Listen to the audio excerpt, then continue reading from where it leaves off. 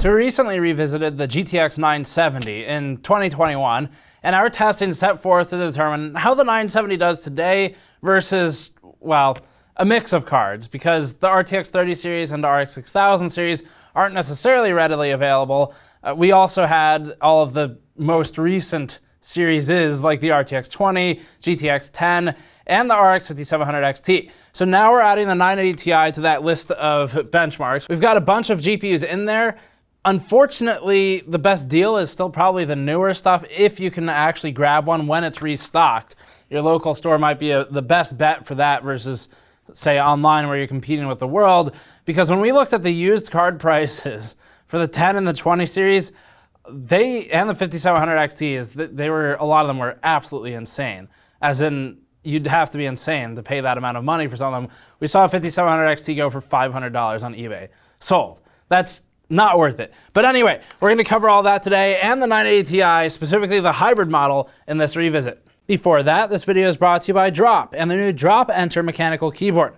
The Drop Enter 10 keyless mechanical keyboard uses an aluminum housing underside to provide rigidity when typing, and topside, it uses smooth Gator-on yellow or tactile Halo True switches. Drop offers this smaller keyboard in black, white, and two-tone black-green, and calls it a beginner mechanical keyboard for soon-to-be enthusiasts. Learn more at the link in the description below. And just like with our 970 revisit, we're going to do a bit of a history recap on this Maxwell GPU. The GTX 980 Ti was the flagship, and it was from an era when that was all there was to being a flagship. There's only one.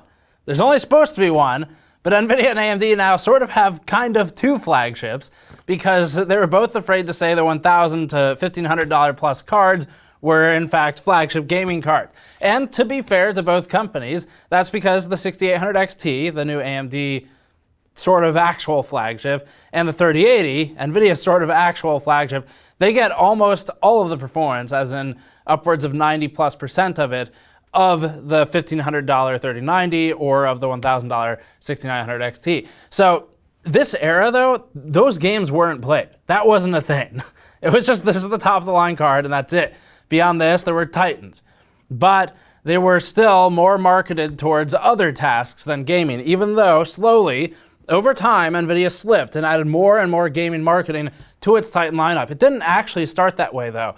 This was in the era in between, right when NVIDIA was starting to ramp the marketing claims for Titans, but before really pushing these $1,000+ cards as, well, actually I can't even put it in quotes because they don't call it a flagship. They just call it a gaming 8K, whatever the 3090 is called. So 980 Ti then was a high-end card, and the 1080 Ti that followed the 980 Ti was surprising in that NVIDIA will probably never make the mistake of making a 1080 Ti for $700 again. And that was the MSRP of the 1080 Ti. It was a phenomenal card. It basically invalidated the RTX 20 series almost wholesale until RTX started actually becoming a thing in some games.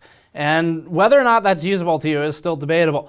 But at least for initial launch of RTX 20 series, the 1080 Ti outclassed nearly everything except for the $1,200 2080 Ti, and the difference there was mostly irrelevant. So the 980 Ti to the 1080 Ti, it was a huge jump, and both were really good cards.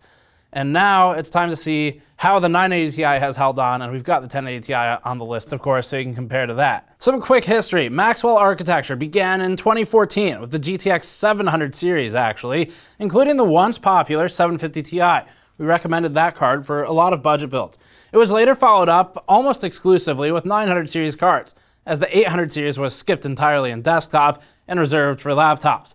The major Maxwell launches started with the GTX 970 and the GTX 980 non-Ti, both launching on the same day of September 18th, 2014, or exactly 6 years before the RTX 3080 hit the market. The GTX 970 and 980 were next followed up by the GTX 960, launching it in January of 2015, and then the 980 Ti, launching in June 1st of 2015. The Titan X came out in between those in March, and the GTX 950 ended the generation in August of 2015. To complete the circuit, the long-standing 10 series of Pascal fame began its serious rollout in 2016 to 2017, depending on which cards you're counting. The 980 Ti's true follow-up wasn't until the GTX 1080 Ti, which launched in March of 2017. So it had about 2 years of reign as the flagship, at least with the 1080 in between as a potential upgrade path, but more of a side grade for those who had a 980 Ti. That then means that generation skippers who held 980 Ti cards likely felt the most interest when the RTX 3080 launched. As for pricing, the 1080 Ti launched at around $700 MSRP. A lot of them were in the $750 range. The 980 Ti was at $650 upon launch, and the 980 Ti Hybrid that we're reviewing today was about $770 US, which is significantly more than reference, but not abnormal for a water-cooled card, and that was at its slightly later launch. Now, this series is also where GPU boost started its path of becoming screwy.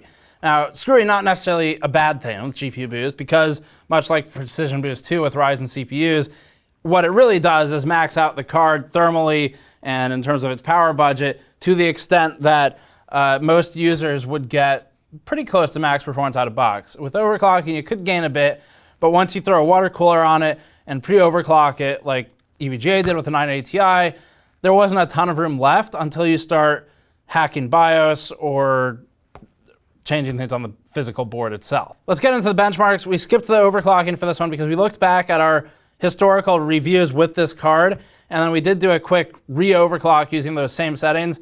The difference was really not significant in almost any instance. You're talking a couple percentage points. This card was close to the max already with only a 10% increase allowed on the power slider. So unless you're hacking BIOS, we didn't have as much to gain with this card as we could with some of the other ones. This time we're going to start with an era-appropriate game that remains on the top 10 list for Steam games today, GTA 5. GTA 5 came out in 2015 on PC anyway, and that's just a couple months before the GTX 980 Ti. It was GTA and The Witcher 3 that were among the most relevant titles for the 980 Ti's launch. Cyberpunk is available as a follow-up to The Witcher 3, but we're still waiting on GTA 6. First, at 4K, the 980 Ti Hybrid ran at 40 FPS average with our more abusive test settings that are adjusted for modern cards. The 980 Ti ends up ahead of the 970, once of chief popularity, by about 51%. That's a massive improvement over the 970 from within one generation, and as we sometimes see, it's perhaps a testament to the relative staying power of flagship cards as compared to the cut-down variants. The 0.1% lows also indicate a place of meaningful change, where we see the 980 Ti manages better frame time consistency.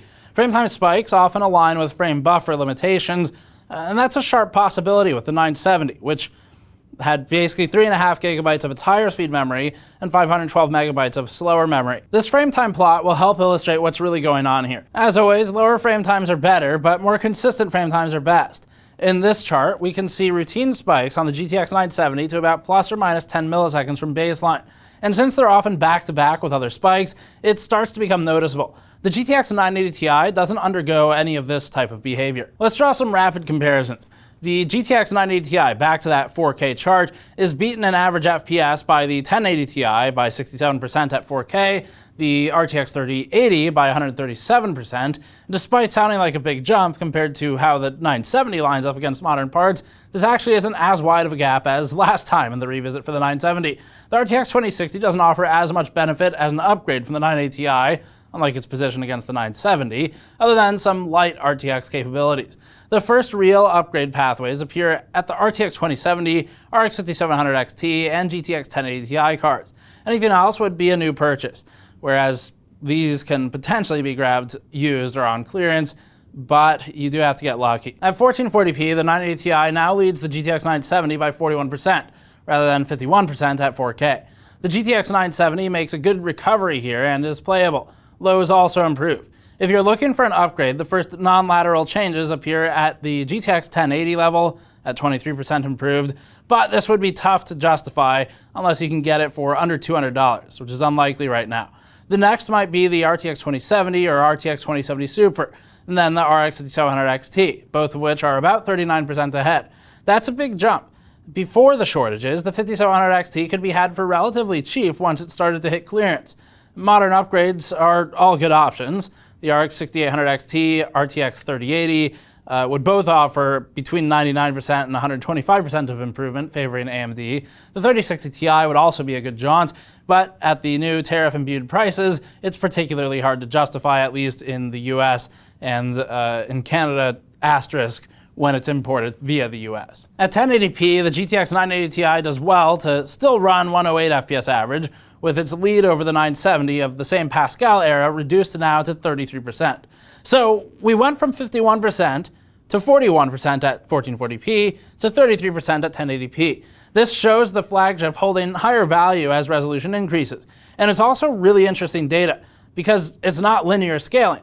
So this type of scaling happens normally from things like ROPS increases or frame buffer increases. In this instance, frame rate is more directly benefited by ROPS or other components of the GPU silicon itself. If you're still playing games at 1080p like this chart, an upgrade might not be necessary for a little while longer, but it depends on the game obviously. If you wanted an upgrade, the same recommendations hold. A 3060 Ti, 2080 Super-ish, there's a lot of things that are basically a 2080 Super, a GTX 1080 Ti, or an RTX 3070 would all get you in the range of 150 to 160 FPS from the 108 baseline. A bigger jump to the 6800 XT or 3080 would land you closer to the engine limit for this game at 1080p. In Total War 3 Kingdoms at 1080p, we get much more of a modern game to test. And for this one, we choose Ultra settings, and that was because we were establishing our testing methodology for the 3000 series and 6000 series of GPUs. So it was an abusive setting to use and future-looking. That means it's a bit difficult for Pascal to run. You could adjust this to higher frame rate status, but this allows us to see full scaling without CPU bottlenecks interfering at any level here. The GTX 980 Ti Hybrid ran 52 FPS average stock, outdoing the GTX 970 by a remarkable 72%. Lows are also significantly improved and now up to 31 FPS from 20 FPS 0.1% previously. The RTX 2060 KO offers also a bump here of about 12 FPS with these settings. That's not particularly noteworthy, but the RX 5700 XT and GTX 1080 Ti are more meaningful here. Unfortunately, glancing again at eBay, we saw several of the 5700 XT cards that were once only a couple $100 a few months ago, now at bids north of $400. This wouldn't be worth it if it were brand new. So in terms of scale, here's what we've got for you. The GTX 1080 Ti improves by 60%. The 3070 improves by 103%. The 3080 gets to silly percentages, so we'll stop counting them. The RX 6800 and the XT variant land between the RTX 3080 and the 3070 at these settings. At 1440p, 3 Kingdoms had the 980 Ti down to 32 FPS average from 52 previously. This reduction is expected with the resolution increase. The lineup keeps the 2060 non-Super at 40 FPS average, or a 23% lead. The GTX 1080 non-Ti is in a similar position here as the 2060 non-Super. This isn't necessarily a big swing or experience making in this particular title, but it'll depend on the game you're playing. The 1080 Ti maintains a generational lead of about 60% at 51 FPS average, which is definitely noticeable to a player. On the AMD side, the RX 5700 XT card is just behind the 1080 Ti and gives overall similar improvement potential. For new cards, if you can intercept one on restock, the 3060 Ti would provide the first meaningful jump, with the 3070 and RX 6800 following that. Horizon Zero Dawn is another relatively new game, especially by comparison to the 980 Ti. The GTX 980 Ti Hybrid ran in 1080p at 72 FPS average, with lows strongly positioned. This is still perfectly fine by modern standards. So unless you're playing more intensive settings and games, like 3 Kingdoms at Ultra previously, or you're playing ultra competitive high FPS games, there's really nothing wrong with 72 FPS average here.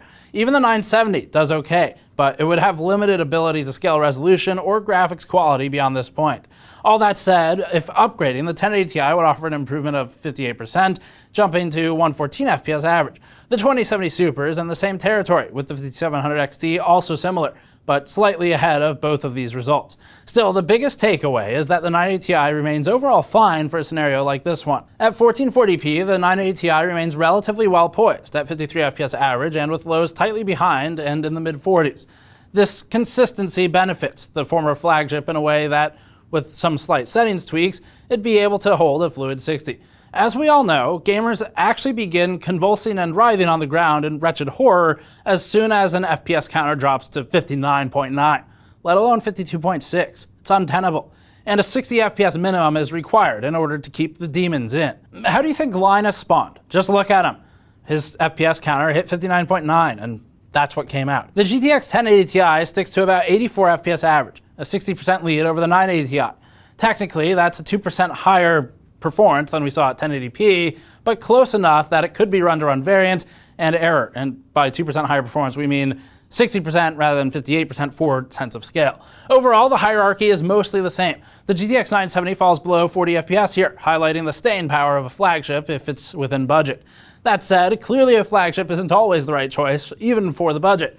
The RTX 3090 and RX 6900 XT, technically not called flagships by the companies, offer diminishing returns compared to the 6800 XT and the 3080 counterparts, so we'd stop there for the modern cards. We'll start going through these faster now. At 4K, the 980 Ti Hybrid is no longer playable and falls considerably compared to the change going from a 1080p resolution to 1440p previously. A 1080 Ti is also below ideal thresholds, so to more confidently support 4K gaming with higher graphics quality settings, you'd have to climb closer to a modern card like the RTX 3060 Ti, the RTX 3070, or the AMD RX 6800 series. The 3060 Ti is borderline and won't have the staying power to sustain these resolutions for all games. So you won't see 980 Ti class longevity if the resolution scaling or something similar to it continues over the next 5 years. But it will at least get you to 4K today. Rainbow Six Siege is a high FPS title in our testing and leaves plenty of room for all devices to perform well. But only a few of them can satisfy the true FPS snob territory. At 1080p, the GTX 980 Ti held 194 FPS average, or a 40% bump over the GTX 970. The next closest cards are predictable. The RTX 2060 and GTX 1080 non-Ti offer gains, but it's not until the Ti, the 5700 XT, and the 2070 Super cards that we see bigger gaps. Flagship to flagship, the 1080 Ti improved 49% over the 980 Ti, with the 2080 Ti improving 102% over the 980 Ti. At 1440p, the GTX 980 Ti pushed 127 FPS average, outdoing 970's performance by 30 to 40 FPS.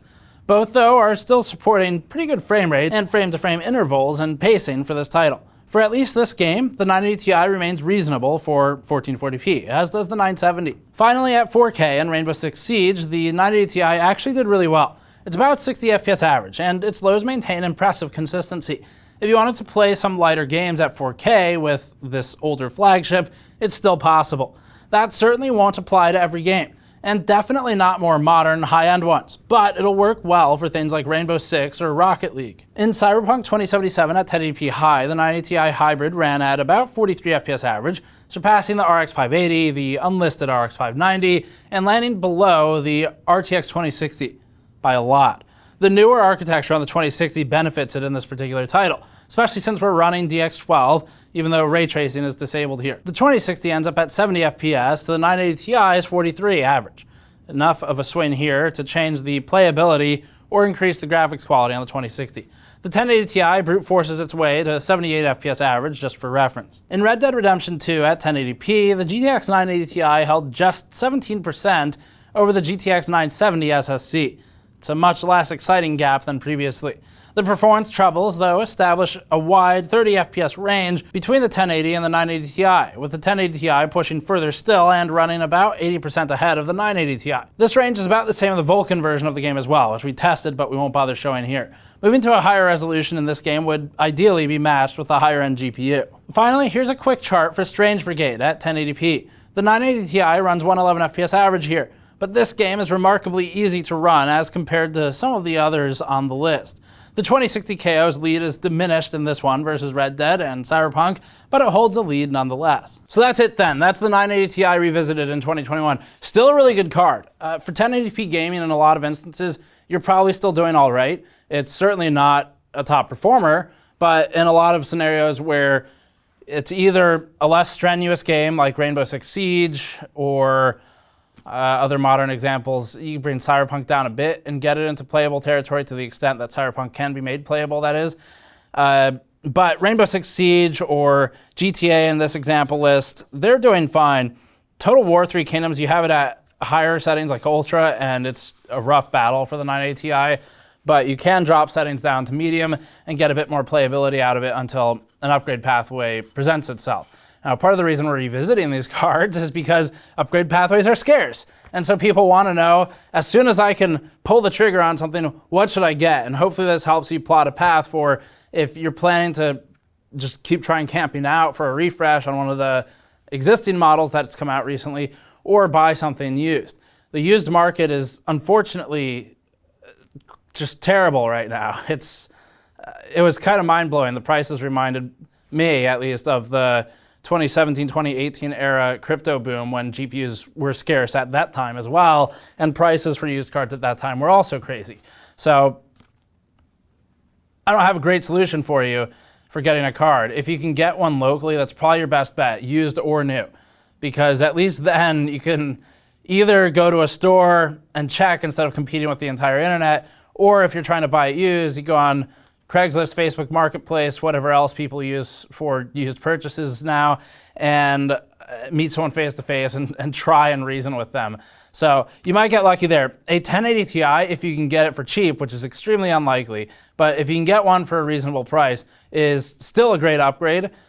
Certainly at the time it launched, it didn't make a lot of sense. It didn't make much sense to go from this to a 1080 Ti for $700+ unless you just have a larger budget. And that's fine if you do, but for most people, it wasn't a good value. It's a good jump, both good cards, but that's the reason the jump didn't really make sense for dropping that much money again. Now, spending that much for a 3080 or an RX 6800 XT, you'd be in a similar price class that you were when you bought one of these, 980 Ti's from a partner at least, when it launched.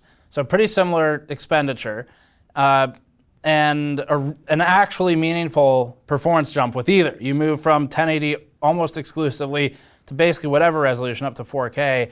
Higher frame rates, obviously, add new features like RT support. NV encoder's gotten a lot better on NVIDIA. And then there are additional features like reflex, or AMD's got anti-lag or whatever that you can play around with in the software suite. So that's it for the 980 Ti revisit. Still a good card, but mostly relegated to 1080p. It can hold its own in some 1440 tests. It's just once you get higher graphics, it obviously falls off. Definitely held on better than the 970 for higher resolution, to the extent that in games where the 970 was basically only 1080p, this one could sometimes do 1440 or higher settings.